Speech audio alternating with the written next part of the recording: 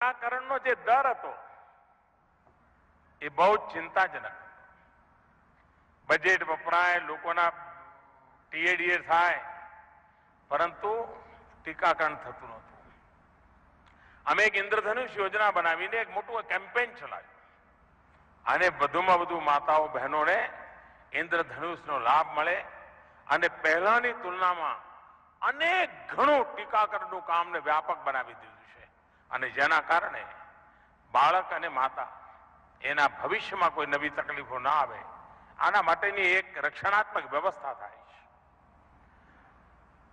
જેમ હેલ્થકેરની વ્યવસ્થાની આવશ્યકતા છે એવી જ રીતે પ્રિવેન્ટિવ હેલ્થકેર પણ એટલી જ મહત્વની છે અને પ્રિવેન્ટિવ હેલ્થકેરમાં સ્વચ્છ ભારત અભિયાન જે ચલાવ્યું છે, સેનિટેશન. મને યાદ છે જે દિવસે મેં લાલ કિલ્લા પરથી પ્રધાનમંત્રી બન્યા પછી પહેલી વાર સ્વચ્છતાની વાત કરી તો ઘણા લોકો મજાક ઉડાવી હતી. આ કેવો પ્રધાનમંત્રી છે, લાલ કિલ્લા પરથી શૌચાલય બનાવવાની વાત કરે છે. પરંતુ આજે અમે જયારે સરકારમાં આવ્યા ત્યારે દેશમાં 38% કવરેજ હતું, આજે 98% પહોંચી ગયું. આપ કલ્પના કરી શકો છો માતાઓ બહેનો કેટલા આશીર્વાદ આપતી હશે જેમને શૌચાલય માટે સૂરજ ઉગતા પહેલા અથવા તો સૂરજ ઢળ્યા પછી જવાબ સુધી રાહ જોવી પડતી હતી અને કેટલી તકલીફ થતી હશે. પરંતુ આ બધી ચીજો એક પછી એક હેલ્થ કેરના સેક્ટરમાં ઘણા લોકોને યોગાને મજાક ઉડાવવામાં મજા આવી, ખૂબ ટીકાઓ કરી, જાત જાતની બધી ચીજો કરી. પરંતુ આજે વેલનેસ માટે યોગાના મહાત્માને ન સિર્ફ ભારત દુનિયાએ સ્વીકાર કર્યો છે, સમગ્ર વિશ્વ.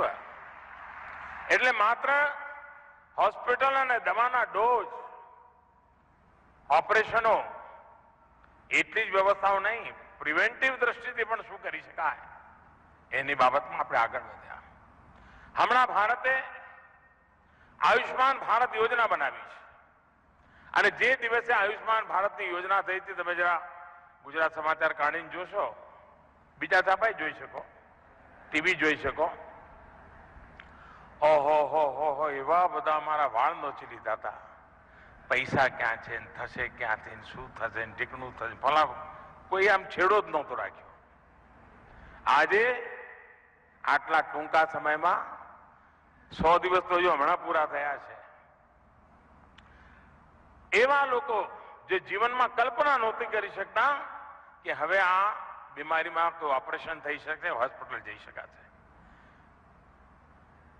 સરકારી મોટી હોસ્પિટલમાં જવાનું પણ જેનું સપનું નહોતું, આજે લગભગ 70-75% પ્રાઇવેટ હોસ્પિટલ અને 25-30% સરકારી હોસ્પિટલ. આટલા ટૂંકા ગાળામાં 10 લાખ લોકોએ એનો લાભ લીધો છે અને એક કાણી પાઈ ખર્ચ્યા વગર.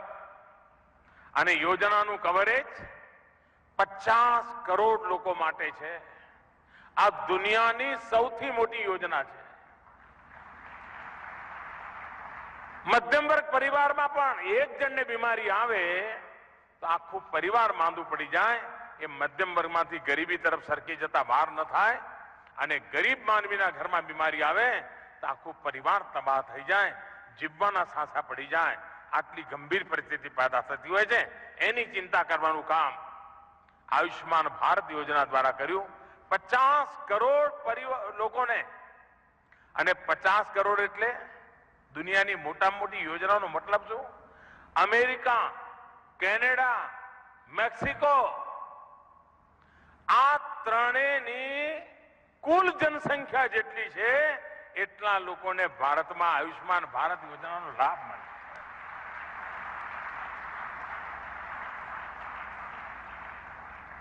આજે ડેલી દેશમાં આવા ગંભીર મુસીબતોમાં ફસેલા કુટુંબો જે 3-4 વર્ષથી મૃત્યુની રાહ જોતા પડ્યા હતા, સરેરાશ રોજના 10,000 લોકો આ યોજનાનો લાભ લઈ રહ્યા છે. અને હું જોઉં છું કે આવનારા દિવસોમાં આનો લાભ વધવાનો છે.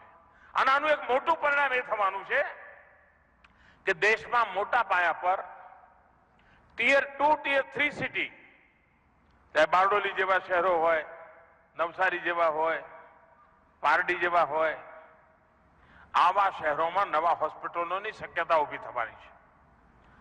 ભારતની અંદર હેલ્થ સેક્ટરમાં પ્રાઇવેટ ઇન્વેસ્ટમેન્ટ અને પ્રાઇવેટ બિઝનેસ માટેની મોટી સંભાવના ઊભી થવાની છે. અને એના કારણે મોટા પાયે પર મેડિકલ કોલેજો, મોટા પાયે પર આપણા યુથને મેડિકલ એજ્યુકેશન માટેની વ્યવસ્થાઓ, એક નવું આખી ઇકોસિસ્ટમ ઊભી થવાની છે. અને જેનો લાભ ભારતને સ્વસ્થ બનાવવાની દિશામાં બહુ અહેમ ભાવ રહેશે એવો મને વિશ્વાસ છે.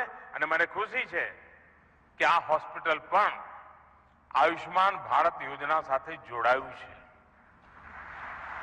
ગરીબમાં ગરીબ માનવી પણ આ હોસ્પિટલનો લાભ લઈ શકે અને એની જે કંઈ ખર્ચો થશે એ ખર્ચો ભારત સરકાર ચૂકવશે. આના માટે થઈને પણ વ્યવસ્થા થઈ.